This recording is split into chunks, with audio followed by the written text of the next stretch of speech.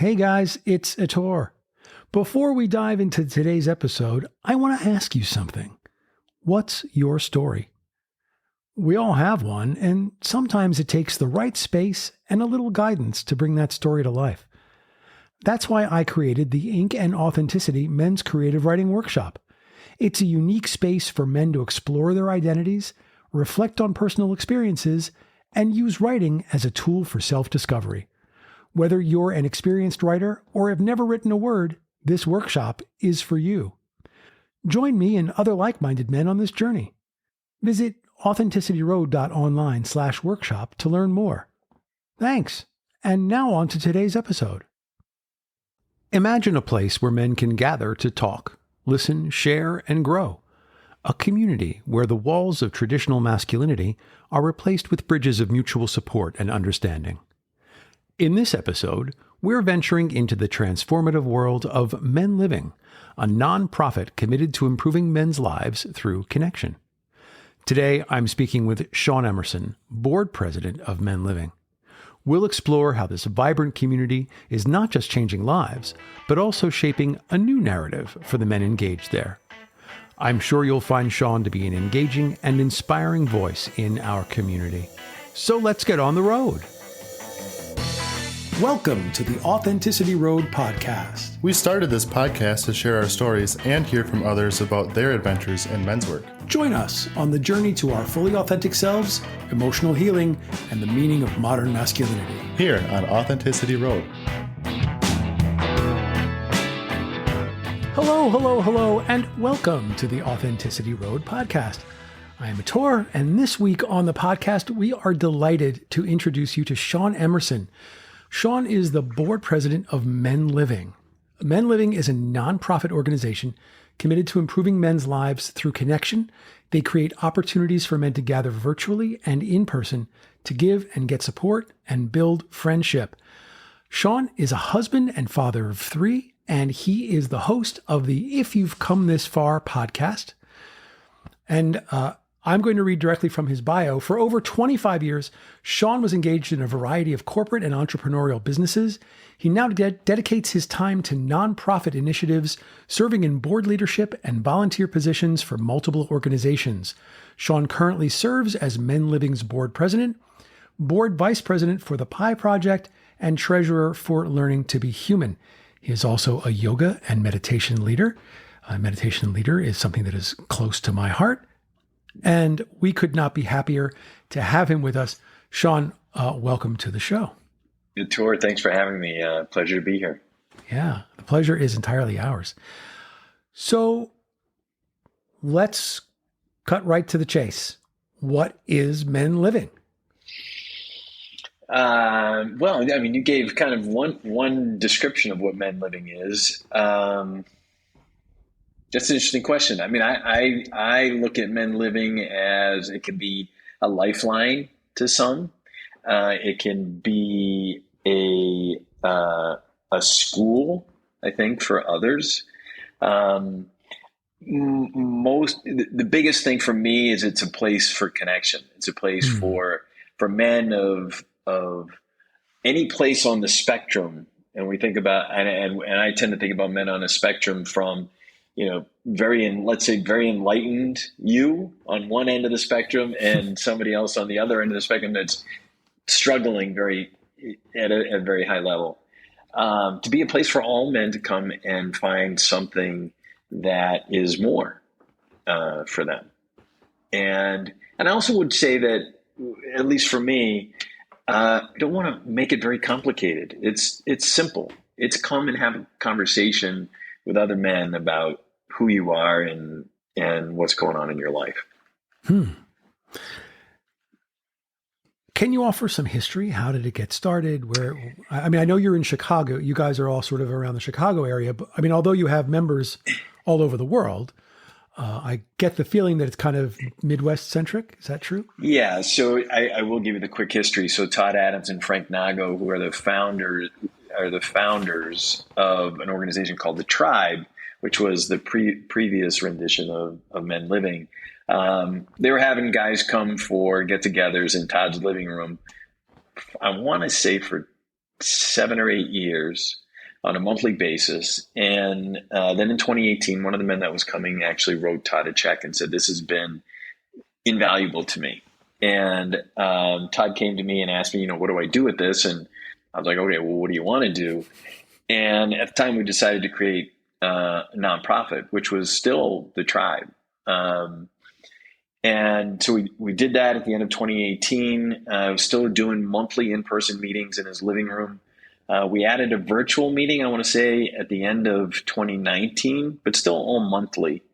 And then when the pandemic hit in March, we started with one weekly meeting, and this year we'll do well over 400 virtual meetings, countless in person. And then just what I'm most excited about is the one-on-one relationships that develop from all this group gathering. I think roughly 1,700 men will attend a meeting probably this year as well. Wow. So that's a little, no, virtual, mostly virtual. Yeah. Mostly virtual. But so a combination of virtual and in person, about 1,600 men. Yeah. So this is it's an interesting conversation we have about in-person versus virtual. I tend to be a huge proponent of the virtual platform because I've met hundreds of men from around the world over the last 5 years, and it's just enriched my life so much. Absolutely. When I see some of them in person, I'm like, okay, this is great. But, I'd say this, I'd much rather have a virtual conversation with my friend in Australia, California, Florida, and other places throughout the country than drive an hour in traffic in Chicago to go. Not that those guys aren't great too, but I get so much more without the 2 hours of commuting, quite honestly. Yeah. No, I mean, look, I will agree with you wholeheartedly on this. I love the fact that my network of men is all over the world and that I can reach out to them at any time. It doesn't have to be special occasions for me to see them. It doesn't have to be one of our retreats or in-person events. Yeah, I'm with you. I mean, you're preaching to the choir here, brother. Yeah. So yeah, that's great. But anyway, so I apologize. I sort of interrupted your flow there, but you were talking about, what was going on for the organization this year. Yeah. And, I would see, I would tell you from an evolutionary standpoint, one of the things that we added at the end of last year was a thing called MenLiving Connect, which I like to refer to as, and not everybody likes to hear this, as a dating service. I mean, my intent was, how do we create a platform that allows men to connect one-on-one? And so we actually used a matchmaking engine. So men complete a profile, and then the system will match them up based on the details of those profiles and make suggestions to say, hey, Shaun, you and Ator should connect, and then we can decide if that's something we want to do. And it's constantly recommending different suggestions as more and more men are added to that platform. And it's kind of separate there. I think right now we have about 850 profiles from around the world in there. And it's a big part of what we're trying to do is create more of that one-on-one connecting. Yeah. And without getting too technical about this, because this is sort of fascinating to me that you've done this. I mean, is this like a swipe left, swipe right kind of scenario like it is on Tinder or something? Well, there's no swiping like that. It's not that active. But you can go into a directory and use keywords to find. I mean, so not only does the system itself create matches or suggestions for matches, and it'll tell you and I are like 70% compatible, and then we can look at the profiles and say, okay, well, what are the things that are overlapping? Right. But we can also go into the directory and say, okay, I'm looking for guys in the New York City area. How many guys that are in New York? Because I may not only want a virtual connection, but maybe there's an in-person opportunity as well. So, that's something that we're putting a lot of energy into. Wow. That's very cool. Yeah. And part of the reason that I'm liking the sound of this is that I know for me, I don't necessarily enjoy a lot of the things that guys traditionally enjoy. I don't hunt. I don't fish. I don't hike. You know, for me, the idea of an ideal outing is like a museum trip or a theater trip or a restaurant sort of thing. And to be able to filter contacts and connections by things they like to do in common is a really cool idea without, romanticizing or sexualizing it. Because like I know that as a gay man, I know that there are apps that I can go to where I can find other guys who are into going to the theater or going to museums. But I know that also implicit in that is that there's also an offering for sex, which is not on the table as a happily married man.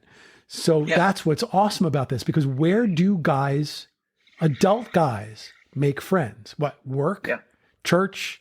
Like the number of places that guys, adult men, can make friends is very limited. And I got to say, the older you get, I'm not sure how old you are, but I'm 59. And I can tell you that my opportunities for meeting new men, were I not in the world of men's work, I would not have made a new male friend in the past 5 years, Yeah. I mean, it does present us with a lot more opportunities for that, doing this kind of work. But, I would tell you that there is still a hesitation on a lot of men's part that are involved in this to reach out for fear of rejection, quite honestly. Right. And so we try to help with that.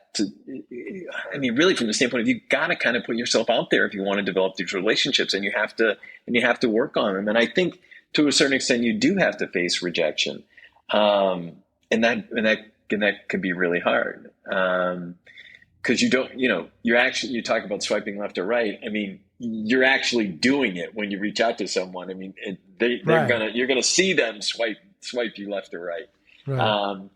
And I would also say, there is at times energy around it that, there's a homophobic energy to it sometimes, where it's like, maybe that man feels like I'm interested in him sexually, when I just want to be friends. Right. And so there is something suspect. I mean, a lot of guys feel like there is something suspect when a man approaches them and says, "Let's be friends." Yeah. Yeah. It's really, well, and I think both of us are trying to work in a way and influence however many people we can to say, just do that. I mean, don't worry about, don't let that get in the way of a good friendship, a potential for a good friendship. Right. I mean, I repeat this Beatles song, this lyric all the time, because to me, it sums it up. It's like, only a fool plays it cool by making the world a little colder. Like, don't make the world colder, make the world warmer. Be a friend to somebody. I agree. Yeah. For me, this presents an interesting conundrum because, and anybody who's listened to the podcast before has heard me speak on this at length. And that is that one of the stops for me, or one of the pauses for me, when I'm reaching out to guys or I'm working with them, whether in person or virtually, doing coaching or facilitating.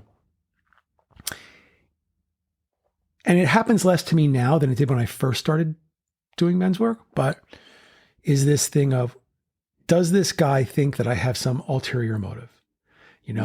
Does he think, oh, he's only interested in me because there is some sort of sexual quality to this? Mm-hmm. And it took me a long time to get past that internally. I realized that I was doing it more than other guys were feeling it. Like, I was stopping myself more than other guys were feeling it, but I certainly have encountered it. Yeah. And, if guys would just stop worrying so much about it, they'd have a much guys easier time. come right out and asked you that, or have asked you if you're interested in them? Yeah. Well, come right out and asked me only once. Yes.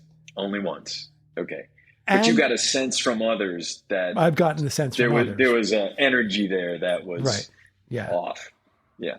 Yeah. And the guy who asked me outright, and I'm not going to give away enough of this to give away who it is or give away any part of his experience, Yeah. but it was actually kind of funny in that he thinks he's so cute. I was just going to say, I hope you told him, dude, you're not that hot. He actually used the words that he has, boyish good looks, and that because of that, he always assumes that gay men are automatically interested in him. Interesting. And I said, I really hate to break it to you, but you are like the exact opposite of anything that I would find hot. Yeah, that's interesting. But I still love you. Yes. You know, you are important to me as a brother, and I love you, and I want to work with you. But lose that concept out of your head. It's not happening here. Yeah.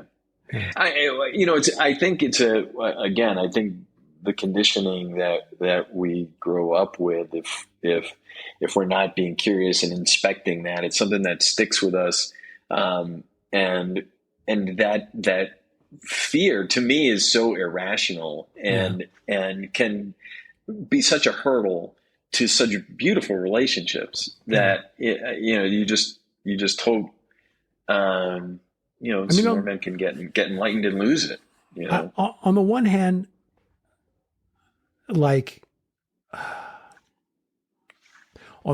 I have to wonder if this is all internalized homophobia. On the other hand, I have to wonder if sometimes guys think, well, I know that when I'm working with a woman, thoughts of sex can happen. Mm-hmm. And so therefore, when I'm working with this gay man, can thoughts of sex happen? Right. And so it's not even this awful homophobic negative thing. It's just like, gee, I'm feeling a little uncomfortable because I know how I treat women sometimes. Stay with us. We'll be right back. Hey guys, it's Ator again. Sorry to interrupt the show, but I want to tell you about something I'm really excited about. If you've been listening for a while, you know how important it is to take time for self-reflection and growth. That's exactly why I've created the Ink and Authenticity Men's Creative Writing Workshop. This is a 6-session online workshop designed specifically for men. Whether you're looking to explore your identity, challenge societal expectations, or simply find a creative outlet to process your life, this workshop gives you the space to do that. It's not about being a professional writer. It's about telling your story, digging deep, and connecting with others on the same journey. Each session is filled with prompts and discussions that will help you understand yourself better, all in a supportive and open environment. So if you want a way to write, reflect, and share, join me for Ink and Authenticity. Just visit authenticityroad.online/workshop to learn more and register. Now let's get back to the show.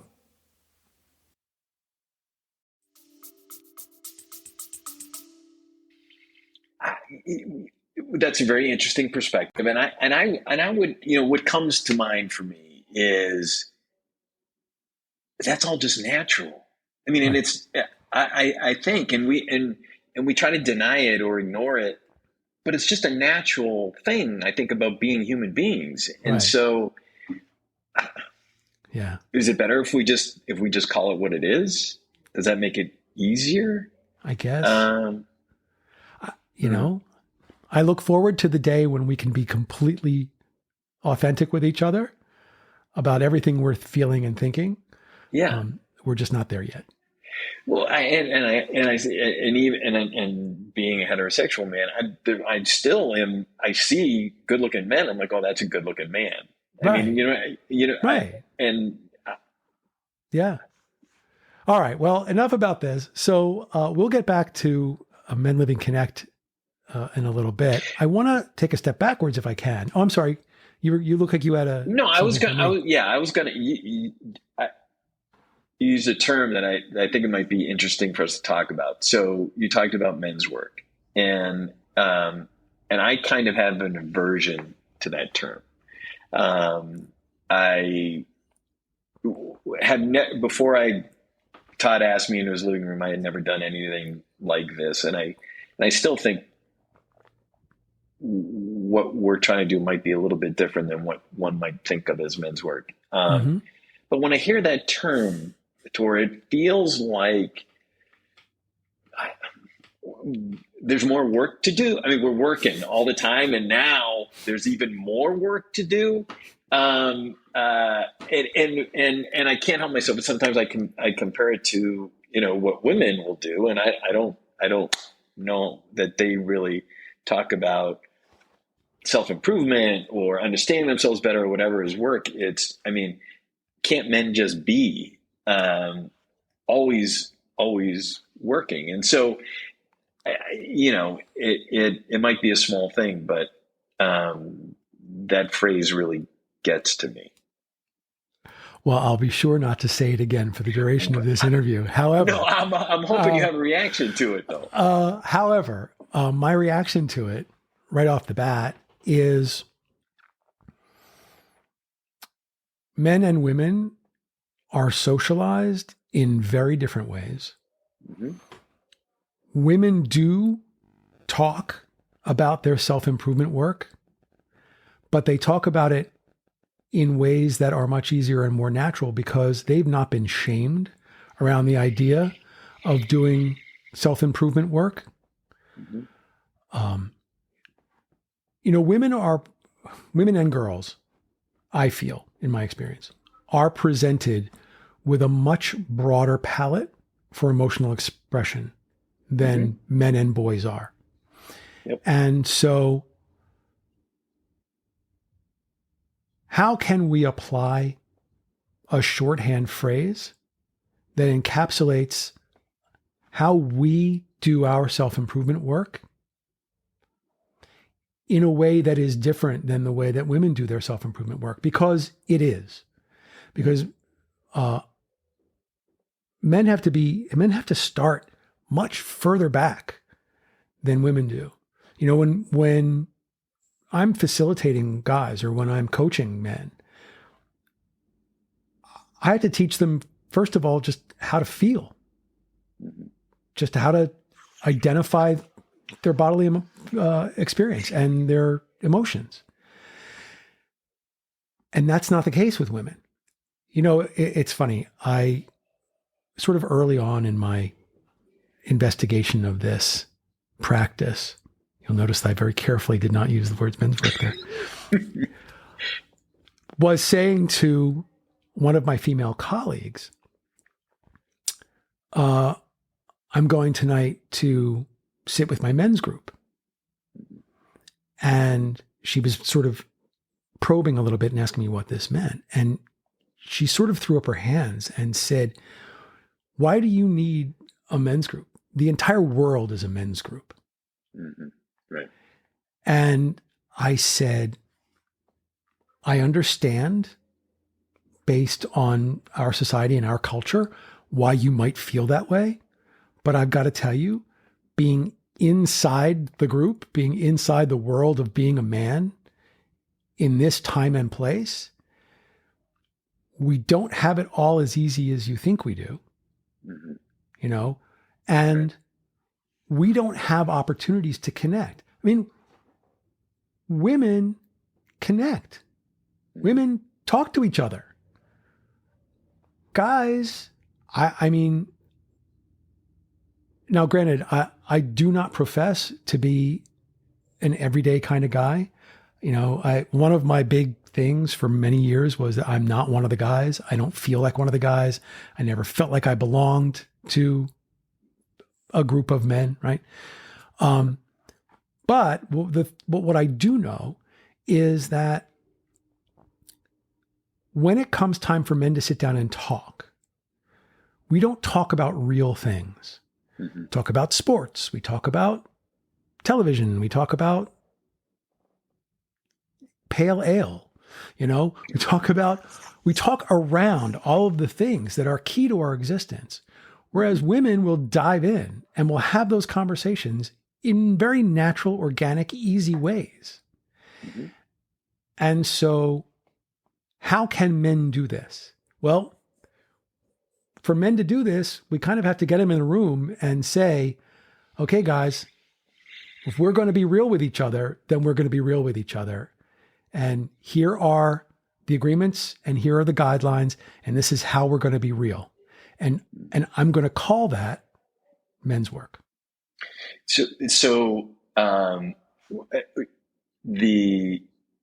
I understand, having been in enough groups, that guidelines and rules around the communication are important for some. But if we're going to be real, why do we need guidelines? Why do we need rules? I mean, to me, it's more about dropping away, a letting go of the conditioning, the rules, to say, okay, how do I create a space where you're opening up, right? Where you're sharing something about yourself and it doesn't have to be a big thing, but you're sharing something about yourself that begins to open you up in that way. Right. I think it's important to note, though, I never used the word rules. Okay. I used the word agreements. Agreements and guidelines. Agreements and guidelines. Yeah. Right. Yeah. So because just like you, I don't like rules around my conversations. I don't want rules around my conversations. Yeah. So how are guidelines different than rules? Well, so in that sense? I want to create a space that is safe. Mm-hmm. I want to create safety inside of a space. One of the ways that I create safety inside of a space is by guaranteeing that you can be vulnerable with me, mm-hmm. and that your experience is safe in my hands. Mm-hmm. Okay? So I agree that whatever you share with me is going to remain with me. Mm-hmm. That's not a rule, but that's kind of my promise to you. So in all the work that you do you feel like the men that you work with have a fear that you'll run off and tell their story to someone, or I mean, as we create this environment that says, okay, that what you tell me is safe with me, is there that fear that you'll run off and tell others about it? Is there? I don't know. I mean, I'm just curious what because you make it very explicit. Right. I don't personally have that fear. Yeah. Same. But I'm in a very different place. Yes, you are. Right. So, right. So for me, being vulnerable and open and authentic is like breathing. Right. Right. I just do it naturally. And so I'm not going to say anything vulnerable let me rephrase that. I'm comfortable saying my deepest, most vulnerable feelings in public. Mm-hmm. And anybody who's listened to this podcast can tell you I have said some deep, vulnerable shit inside the last 50 episodes. Uh-huh. So when I was new to this work, this practice, I might have had a thought, gee, can I really say this to this person? Yeah. Like, is this person going to use this behind my back? I might have thought that. Mm-hmm. But you learned that the vulnerability was more important than the fear. And B, I learned that men can be safe. See, because one of the things that we don't know as men growing up in this culture, men and boys growing up in this society, is that men can be safe, because we're kind of taught from the beginning that men who are not part of our inner circle, men who are not our best friends or our family or whatever, are inherently unsafe. They're competitors, they're enemies, they're whatever. Mm-hmm. So if you're entering a group that's comprised entirely of men, how do you feel safe when you've been taught your whole life not to feel safe in this circle. Great point. But I also appreciate, and this is why I'm making an argument here for my side of the story, while saying, yeah, it's a stupid fucking term. Why do we call it that? You know, I'm completely on board with you. I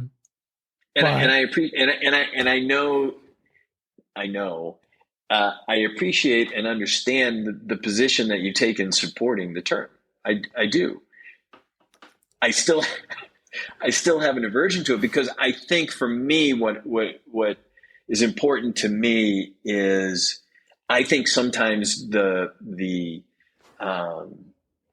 air that we create around this men's work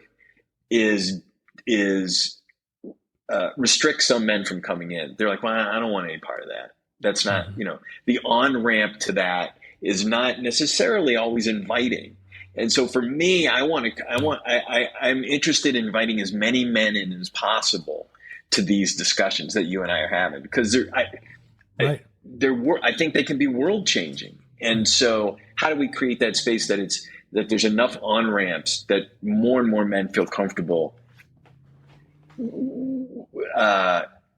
being vulnerable to the point of overcoming the stuff that we talk about, that we're conditioned to be, that we've grown up with, right?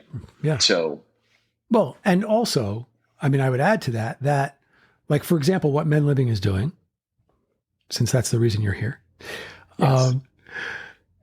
Is more seeking connection than trying to, drive a self-improvement agenda. Yeah. And so we're exactly. we're kind of working towards different things.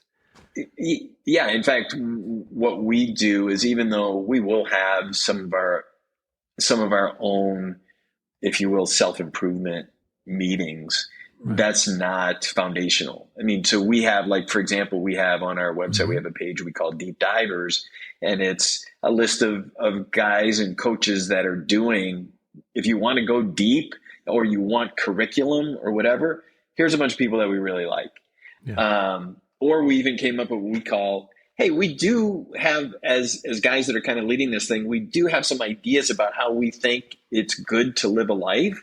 So we have 5 suggestions for you, but they're just suggestions. You can blow them off if you want, or you can be like, oh, those are interesting. Let's talk about those a little bit more.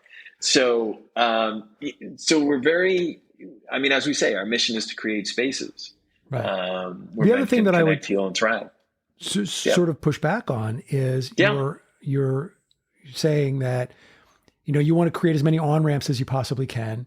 You want to lower the bar to entry so that as many guys feel welcome as they possibly can. Yep. And that using the term men's work kind of creates a little bit of a wall there. It creates a bit of a bar that, I might not want to cross that bar, right? But what that tells me is that it's not your time yet to enter that room. It's not your time yet. While I believe that every guy can benefit from the kinds of skills and introspection that I'm part of teaching and facilitating and coaching and all of that. Yeah. There are some guys who just plain aren't ready. No doubt. Yeah. And so no doubt. Just having connection, just going to a place like that you're offering, a space that you're offering where a guy can just get connection without any sort of, weight of, there's work to be done, might be the right time for that guy. It might be the right choice for the guy who's not ready to take on more work. Yeah. Absolutely. Yeah. Yeah. And that's why I think it's really important to have relationships with people like you and others, that if we're not offering that, we can make connections for those men to find even that more work that they want to do. Yeah. Right. Yeah, absolutely. It was funny when I first came to this, I had an objection to the term men's work, for a couple of reasons.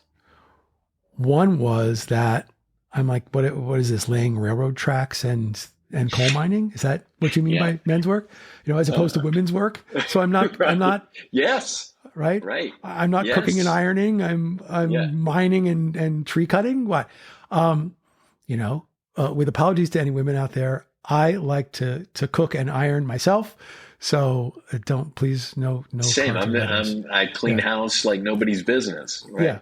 Yeah. So, but that old, because, for years there was that expression women's work, and then what that implied was domestic chores, right? And so men's work was what happens outside the house. And so I had an objection to it on that basis. I also had an objection to it on the basis of it sounded too much like men's rights advocacy, which is in many cases just a mask for hate groups. Yes. And I don't want this beautiful, life-affirming work that I do and these practices that I follow to ever be confused with anything that has to do with hate. Right. Well, and to a certain extent, there's a lot of scrutiny around even the work that we do comparative to some of the other actions that are going on online. Because men are being recruited to something that's a lot less healthy, I think, than the work that we're doing, for sure.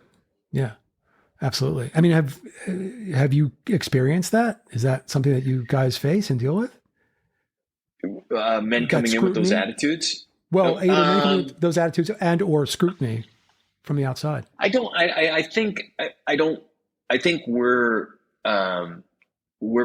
transparent enough that we haven't necessarily had that scrutiny, but I can't at this time really recall someone who said, well, wait, is this a woman hating group? Right. Except I will tell you this, one of our facilitators and wrote a blog a couple of weeks ago he's got a new girlfriend, and he was telling her about us, and she said, I didn't think our relationship was going to last because my last boyfriend had a men's group, and it was all about bashing women.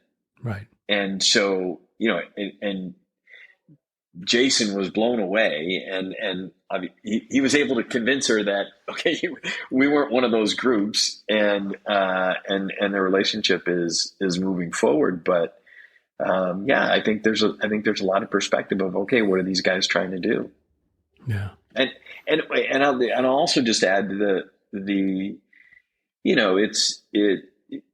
the attitude about, you mentioned, okay, you've been, a men's group for 3,000, the whole world's a men's group. Right. I still think we face some of that when we're identifying the issues that are, even with my wife. Hey, you guys run the show. Right. I'm like, okay, that may historically be true, but there's a lot of evidence that suggests that things are changing and very rapidly. And so I think we can hold two thoughts at once that says, okay, we can still focus on women and people of color and transgender folks and all people, right. and also look at, say, okay, maybe the men also need to be considered. Yeah. The other thing that I tell people is that, men process differently from women. And so there are very specific ways that seem to work better when you're working with men. Mm-hmm. And that when you have men and women in the same room, in the same space, the dynamic changes and men become very performative and much less vulnerable. And so taking the women out of the room really helps. But to the point of, but you guys are in charge, what do you need help for? Even if that were true, which I don't believe that it is. I believe that things are changing. I don't think we've reached equity yet. Like, I don't think it's 50-50 yet, but I think things are changing in the right ways. But even if it were true that men were 100% in charge, they are still socialized. They're still raised to not feel, to press down, to hide, to mask, to do all of these things that are making them very emotionally unhealthy. I agree. And so think of how much better a world it would be if men who had traditionally been in charge had also been emotionally open. Like, think of what the world could have been, right? Who knows? Right. I mean, what would have happened is we would have achieved equity already because these men would have realized. Well, and you talk about it being emotionally unhealthy. It's also physically unhealthy. I mean, I mean, arguably, what we do with our emotions contributes to our death, and why we die a lot younger than women do. Yeah, the body keeps the score. The other thing I want to say that you mentioned about groups of men and women together and the dynamics and the performative nature and things. I just want to say that when Todd first introduced me to this concept, I was like, do guys really need to hang out? I mean, if we're going to try to fix things amongst humans, do guys really need to hang out by themselves to do this?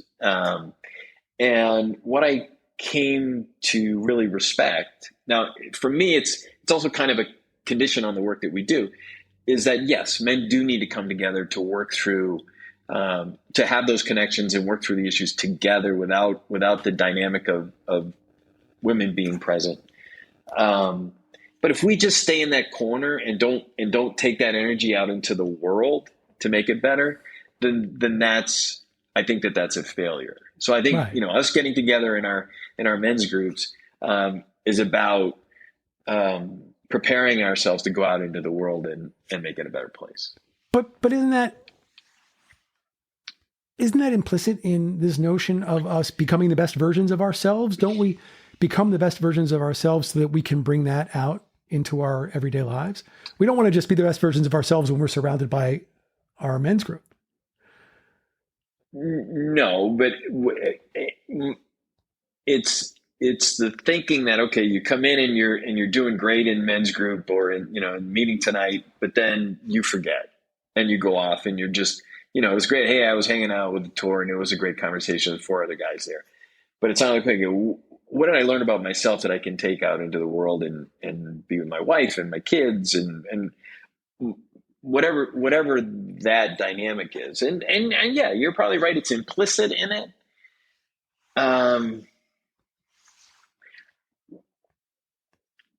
Yeah, sometimes I'm just fearful. It's like, okay, I'm going to the gym and I'm working out and that's just all about me.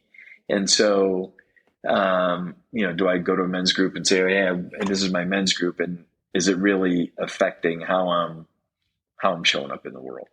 But yeah, I mean, it's interesting that you use the gym analogy, because I use that analogy a lot myself. Saying that what you're doing are emotional reps and that this is like an emotional gym. And, that when I'm coaching you, that's kind of like a personal trainer.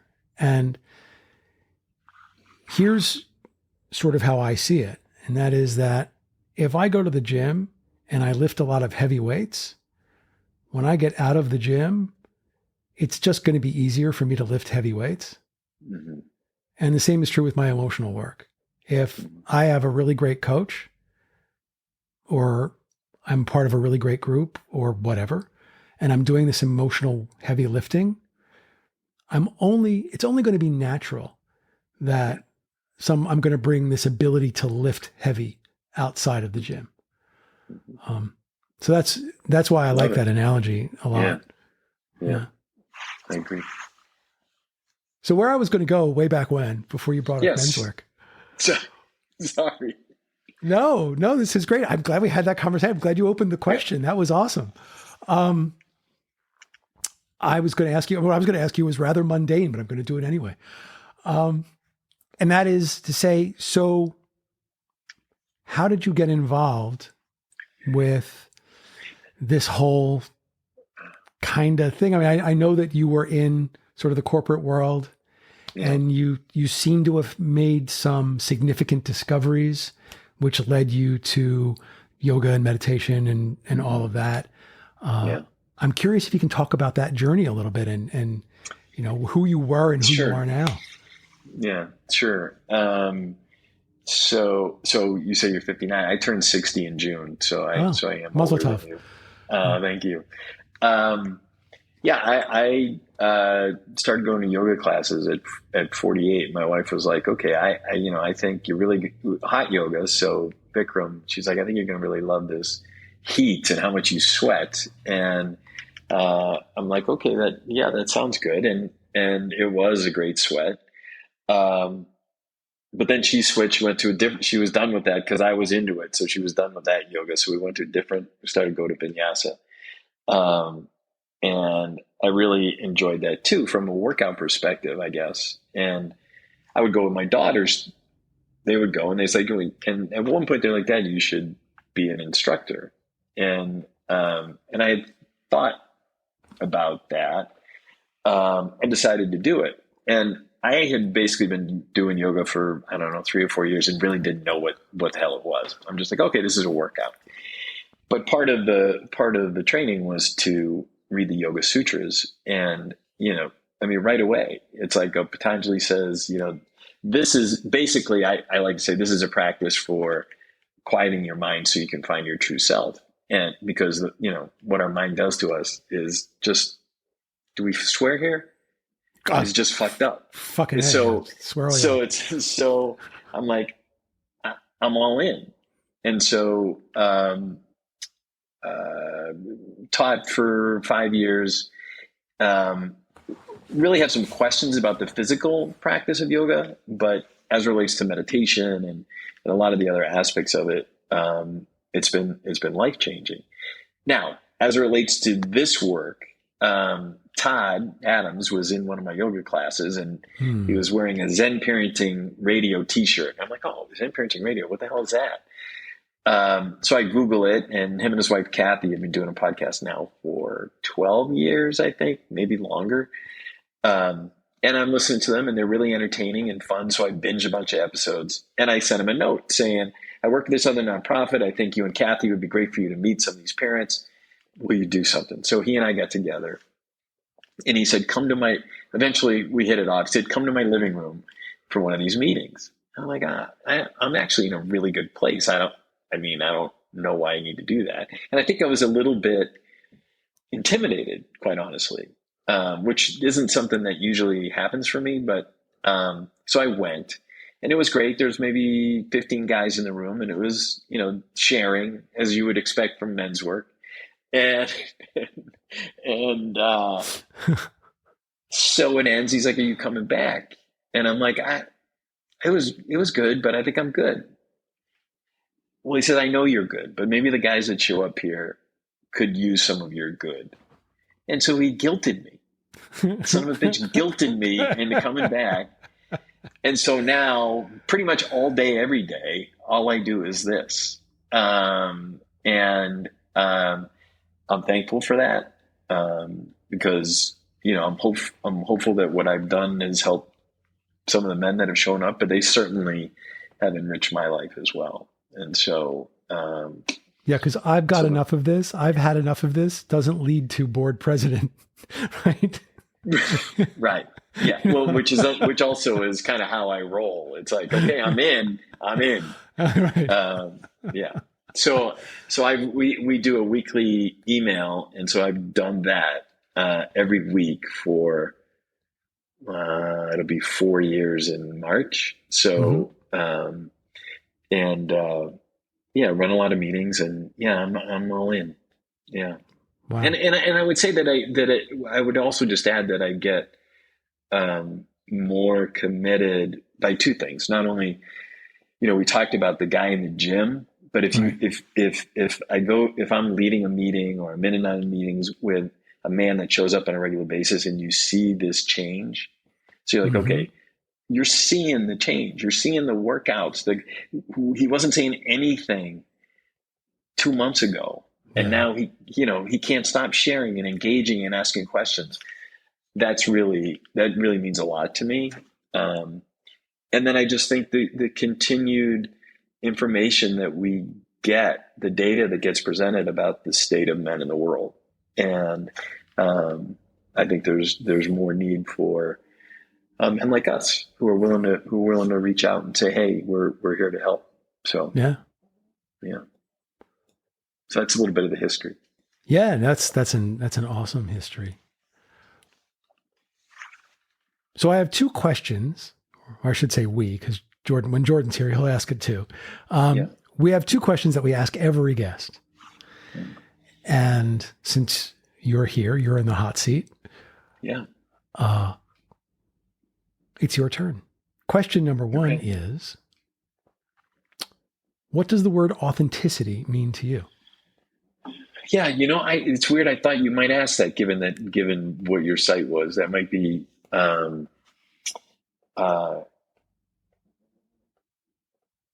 it's interesting because we talk about it a lot as well. And then living authenticity, and I think for me, it's about the confidence just to be yourself. Mm-hmm. I mean,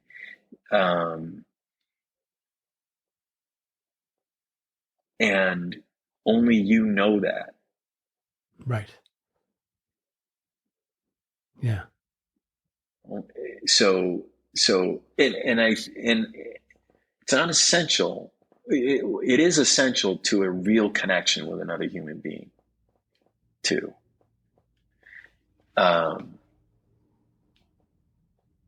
So yeah, I think that's what it means to me. That's a great answer. Thank you for that. Sure.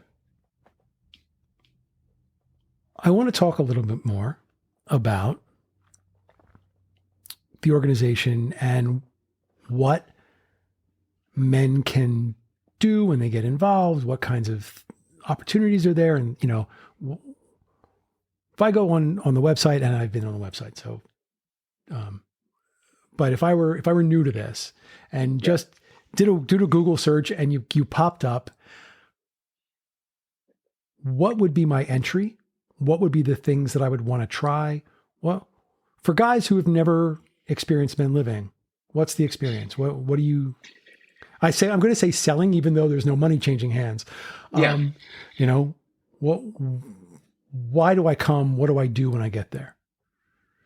Well, you come because I think, you're looking for something's missing. And so you're looking for something. And what we want to present obviously is a welcome space. I think it's interesting that you mentioned at the beginning or earlier in the conversation that you never felt like you were one of the guys, like you weren't a traditional guy. Yeah. And we talk about, that's some of the language that we use, is that we're just regular guys. And I think from my perspective, that was really important language to me, because a regular guy means a lot of stuff. I've carried what I call a purse for 35 years. That's a regular thing to me. And you like theater and art, and I like theater and art, but I like football. I played it my whole life. And so it's like all of it's regular. All of it's regular. And so I hope that we're communicating through the site that this is a place for anyone. Now, as it relates to on-ramps, the first thing I would love you to do is to fill out a profile. So when you do, and it's 6 questions. When you fill out a profile, you're in the Connect database. You can get access to our Discord server. So there's, I don't know, maybe 170 men that are on the Discord server. We have dozens of topics that are there for conversation. And that might be a very comfortable on-ramp for some guys. I know that there are guys that are only communicating on Discord that haven't really been to a virtual meeting. And then sign up for the newsletter, because every week I'm writing something about what we do or what our thoughts are, or ideas are about who we are, and you might feel more comfortable. In fact, we had a conversation with our marketing people this morning who said there were 6 or 7 men who had just joined a meeting for the first time, and they tracked that they had signed up for the newsletter, all of them, like 4 to 6 weeks before they went to their first meeting. So they're feeling us, they're reading about who we are, what our thoughts are, what our vibe is. So I'd love for people to sign up for the newsletter, to just, you don't have to do anything to figure out who, maybe figure out who we are. And then, are you brave enough, I'll use that, maybe curious too, to just jump into a meeting and just see what happens. And, those would be how I would want people to experience us. And although you are Midwest based, you are by no means Midwest centric when it comes to attendance or who you welcome or anything like that. Yeah. I mean, tonight I've only seen some of the people that are attending tonight. Michigan, Utah, I'm in Illinois. There's a name I don't know, so I don't know where he is. But yeah, invariably we have men all over usually all over the country. But then there's often somebody that's in another place outside of the country that's attending as well. Cool. In full disclosure, I do need to admit that I have been receiving the newsletter for a couple of years now. So have you really? Yes, I have. I did not know that you were the one who was writing the content, but now I know that. So I mean, are we doing all right? You guys are doing gangbusters. You're doing great. You think I'd invite you here if I so here's the weird thing, right? I've been doing it for 2 years. 50 episodes passed under the belt, and it never occurred to me to ask guys from other men's organizations to come and talk about themselves. Yeah. And so I started working on my site that I was working on, not my main site, but which is ironically also named Connect, my Authenticity I saw it. Yeah. Road Connect site. Yeah. But it's a completely different concept than yours. So I don't feel any sort of, it doesn't bother me that they have the same name because they're going after totally different things. But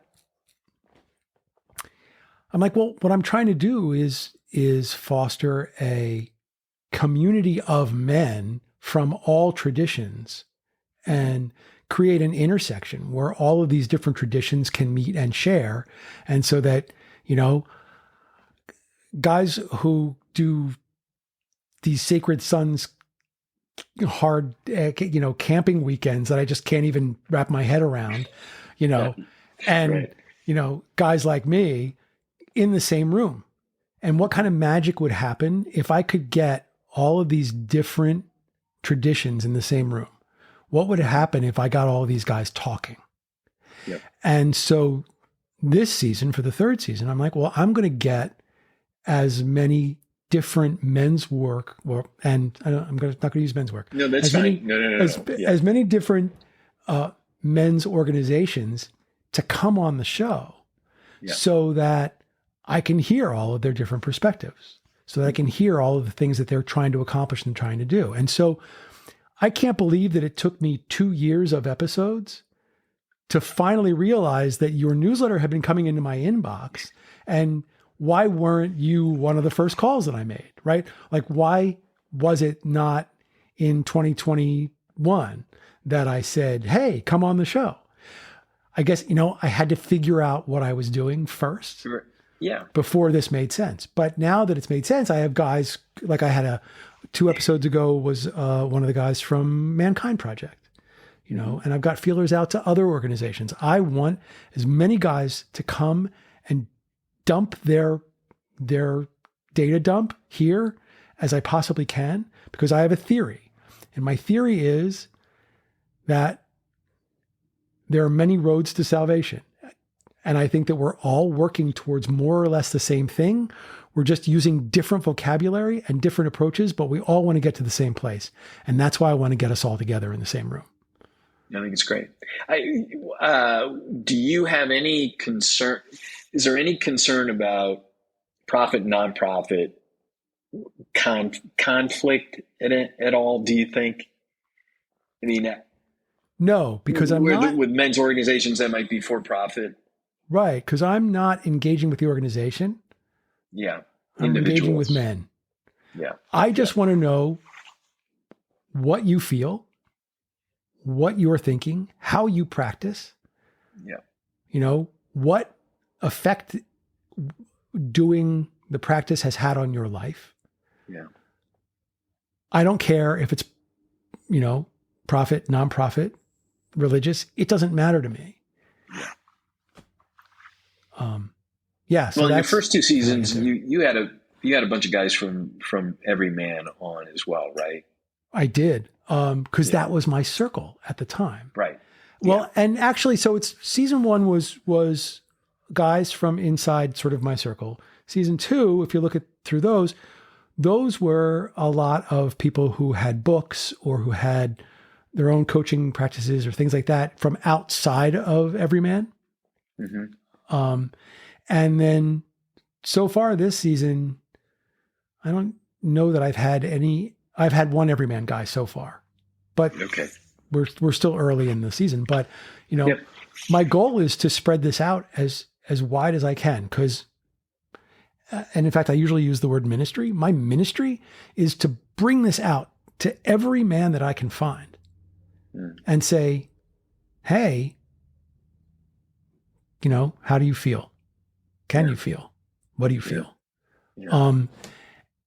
And so that's why I'm trying to expand my circle of contact to include guys who I would never, ever run into inside the walls of Every Man.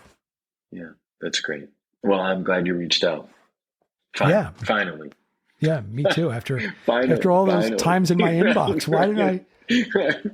Right. Why didn't I call you? Yeah. The second question that we ask every guest is, what question do you wish I had asked you that I didn't ask you? Well, I had no expectations when we came in. I don't think I can't think of any question. I can rephrase this in a way that will make it easier for you. And that is to say, if there was one topic, now I know you have your own platform, you have your own podcast, but if you could use my podcast right now as your platform, if you had one topic that you would want to talk about right now, what would it be? Well, I love talking about love, actually. Hit me. I think that you talk about authenticity. I mean, to me, at some level, that's love. We were having when we were talking a little bit about early on, men maybe having that fear of engagement. To me, I think there's a lot in our lives that comes down to a question of, is it love or is it fear? And, for me, I try to inspect that and say, okay, what am I afraid of? If I'm not loving, what am I afraid of?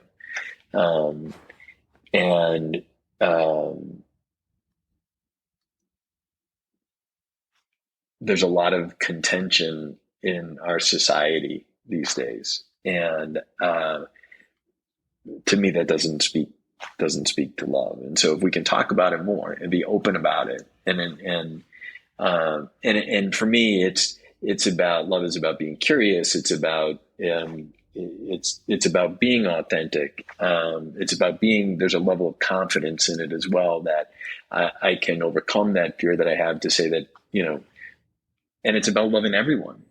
It's not, it's just, we have our special relationships, but it's like, can I carry that love throughout everybody that I meet?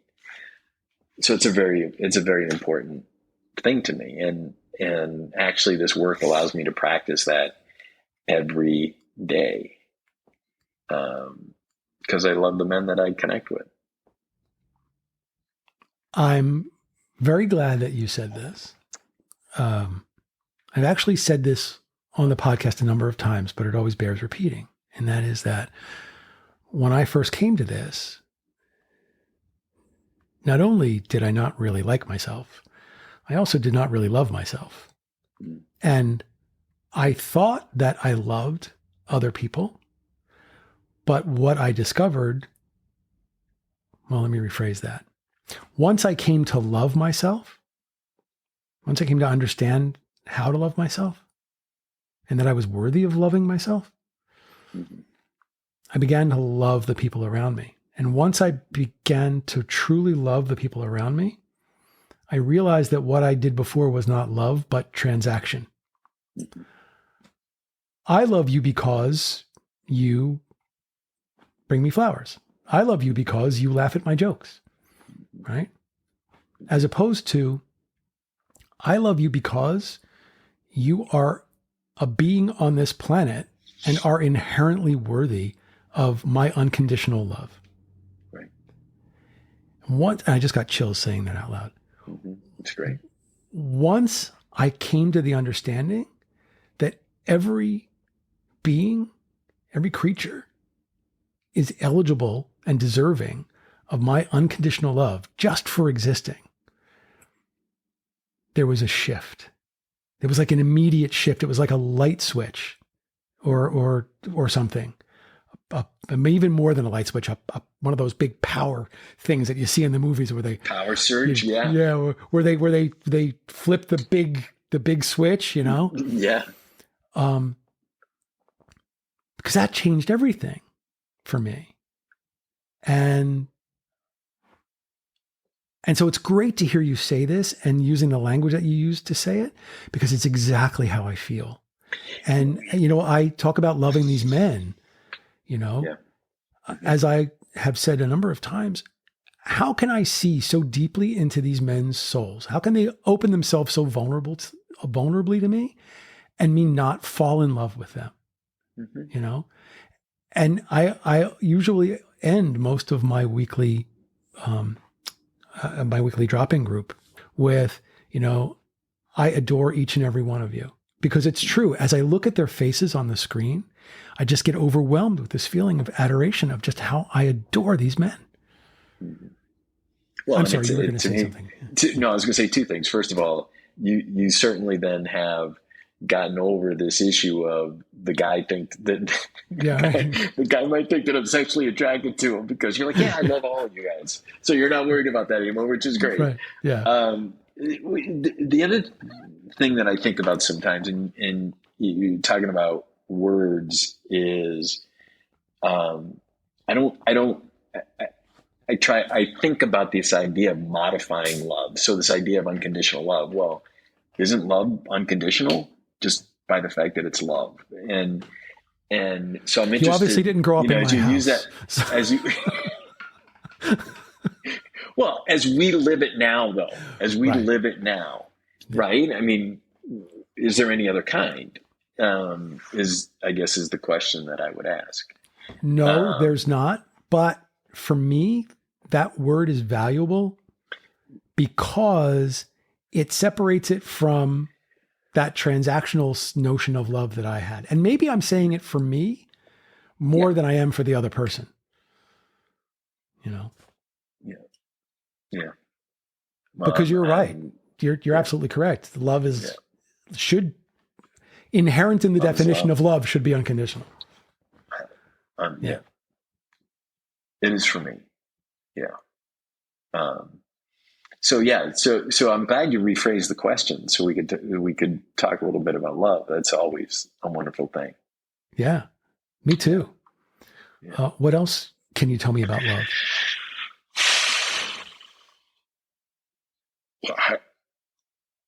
There's nothing else. I mean, I guess the other thing that I would inspect, at least historically for me, is the distinction between attachment and love. Mm-hmm. I mean, it's like one thing is transactional for sure, but the other is attachment. And I mean, that's something that we're talking about a lot in yoga as we look at yoga philosophy, is the attachment to things. And so this, this continual inspection of attachment, and how do I let things go so that I'm more open to real love than something that we think is, but in the end, it's really attachment. I mean, as a younger man, I was jealous and attached in so many ways to so many things. And learned that, that's not a healthy way to go through life, for sure. Yeah, absolutely. Yeah. I don't know the answer to this question, but I'm going to pose it anyway. Is attachment and transaction, are attachment and transaction really the same thing? Like, I'm attached I don't know the answer. to this. I like that question too. Yeah. But it's like I'm attached to this person because, or I love this person because I'm attached to them, and I'm attached to them because I'm attached to my mother because she feeds me. Yeah. Yeah. And I confuse that with love. Well, and yeah, your previous point about, okay, it's transactional. I bring you flowers, so this. I mean, at some level, there's an expectation of outcome that certainly could be. Yeah. You brought up an interesting topic, and it's got nothing to do with love, or maybe it doesn't. I'm not sure. We'll figure that out as soon as I ask the question. But you brought up the notion of allowing. As in yoga and in meditation, one of the things we focus on is allowing and allowing what is. And I'm curious where you are in that journey of allowing what is. I mean, do you find that there's tension between allowing and permitting? And by that, I mean, allowing what is versus permitting what's bad, or what you feel ought to not be there. I'm just curious where you sort of land. Yeah, you're going deep now.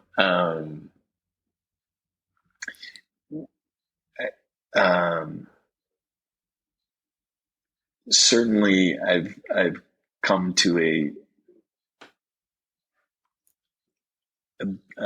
better appreciation of the fact that I'm not sure how much I really control in my life. Yeah. And so if I go to the point of allowing it to just unveil itself, then that's probably the more accepting of it, I think, of the present moment. And we talk about, I find myself sometimes talking about present moment. I'm like, okay, I sound like full of shit, but it's one of those things. If I keep saying it, then maybe it'll work. I say it too. Of course we both do. I just think it's to be mindful of that is another word to be mindful of trying to not live in the past. I mean, I spend a lot of time thinking about, okay, this is a past thought, just doing nothing for me. Zero. Let it go. And the future will be what it is. It's funny. I was telling my wife the other day, I took all the weather apps off my phone. I'm like, I'm so sick of this shit. I'm looking at these weather apps. It's like, nobody knows. Why am I even doing this? Weather is such a big freaking time. I'm taking it. So future stuff, I'm just letting it happen. If you want to allow it to happen, I'm not looking at the weather anymore. I'm just allowing it to go. Oh, I love it. Yeah. So that's a hardcore example of allowing. If that was that your question? Well, no, that's certainly part of the question. I mean, and I say this because a lot of times when I'm leading meditations or whatever, and I want people to sit in a state of allowing what is. Yeah. Because to me, if I'm going to move through my reality in as frictionless a manner as I possibly can, then allowing what is kind of the grease, or at least it's the space between me and the walls. Yeah. As I move through that, as I navigate that reality. But the pushback that I often get is, well, but how can you allow when there is so much bad? How can you allow when there is this or when there is that? And I always say, well, I have to understand the four corners of what I can control. Yeah. And what I can change. Yeah. And I also have to understand that there are things that I'm not going to change and are outside of my control. And that allowing is not the same as approving. You know, Yes, allowing is not the same as sure. agreeing, you know. Right. Something just hit me, and I'm curious. Is your husband into all this? Not even close. And he's supportive? He's very supportive. Okay. He's very supportive because he is invested in me being a happy person. Yeah. In me following my bliss. Yeah. He doesn't understand even the slightest what this is that I'm chasing. Yeah. All he knows is that I'm a better version of me than I was a few years ago. Yeah. How long have you been married? Well, we have been together as a cohabitating couple for 27 years. Okay. We have been legally married for 8 years. Okay. Because, there were obstacles and all of that. Yes, there were things. Yeah. Yeah. There were things. There were things like not being allowed to and stuff like that. And right. Yeah. That would be tough. Yeah. We didn't get married until the Obergefell decision at the Supreme Court because us getting married was pointless if it wasn't recognized at a federal level. Yeah. So once there was federal recognition, that was when we decided to tie the knot. I mean, but for 27 years, we were, for committed. All intents and purposes, a committed couple. Not who I expected to spend half of my life with. Yeah. Not the guy I would have picked for me. Yeah. But like on paper, doesn't work, but in person it works. Things work in weird ways. Yeah. So when you talk to him about this stuff, he listens, his eyes glass over. I mean, he listens sometimes. Yeah. His eyes glaze over sometimes. Yeah. I know which parts of it to share that won't trigger his bullshit meter. Because I'm sure that there are some things that I could say that would trigger his bullshit meter. Yeah. Me saying that I look at the people around me with unconditional love because that is my duty. As I draw oxygen on this planet, that is my duty. Yeah. He would push back with, well, yeah, but you don't like it when our next door neighbor does X. You didn't say you were perfect. I didn't say I was perfect. And also, it doesn't mean I don't love them unconditionally. It just means that sometimes they piss me off. I don't have to like you to love you. Absolutely. To want to hang out. Right. Yeah. Sometimes I don't need to hear any more of that Buddha shit, both for my wife and my kids. So, okay. Yeah. But meanwhile, your wife was doing yoga with you. So she was sort of into working out. Some of it, just the working out. Work. Yeah. Okay. Yeah. So is she, do her eyes glaze over when you start talking about this or? Well, plus, and plus to complicate it, there's the thing that, men have been in charge forever. So she's got a little bit of that. Why do you need, right. Why do you the whole need world is a this all special attention, right? Yeah. So we can share that. Well, Shaun, I have to say that this has been one of the most fun conversations that I have had in a very long time. I love sparring with somebody who can spar back. Were we sparring? Is that what we? we were doing. Well, I don't know. Maybe we weren't. Maybe in my head, I was thinking how much more fun this would be if we started sparring. Yes. But at the very least, it's fun to talk to somebody who isn't afraid to ask the host questions. I really enjoyed it. I'm glad Michael couldn't make it. Yeah. so that I could come and hang with you. He knows I'm kidding. If he listens, he knows I'm kidding. I was going to say, that's a really difficult needle for me to thread now. Because yeah, I'm really glad Michael wasn't here. Yeah, right. Yeah. We can say it. That's all right. Yeah. No. And as I said to you before we started recording, I reserve the right to ask Michael to come on himself.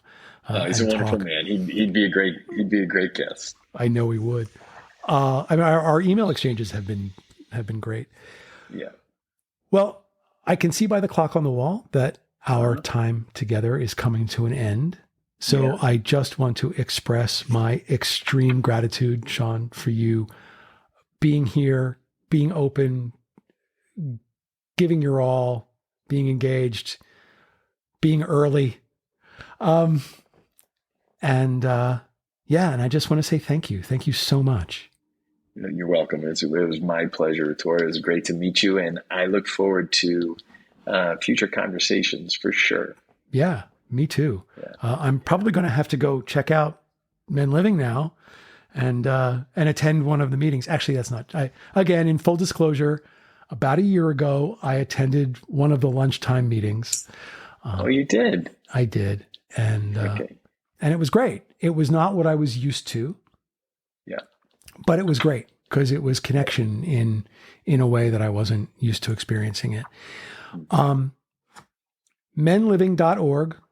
So MENLIVING.org. And the If You've Come This Far podcast can be found where? Yeah. Apple and Spotify. I do it with my friend, Chris Lozier. And honestly, what we do, Chris and I were having a conversation one day. And we're like, oh, we love talking to each other. Let's invite another person to come and record it. So we're all over the place with the kind of guests that we have on our show. And it's just fun time. Wow. A lot of laughs. Yeah. Cool. So, I mean, and I would just say if anybody, I'm sorry, go ahead. No, please. No, I was just going to say if anybody wants to get in touch with me, I'm at Shaun, SHAUN at menliving.org.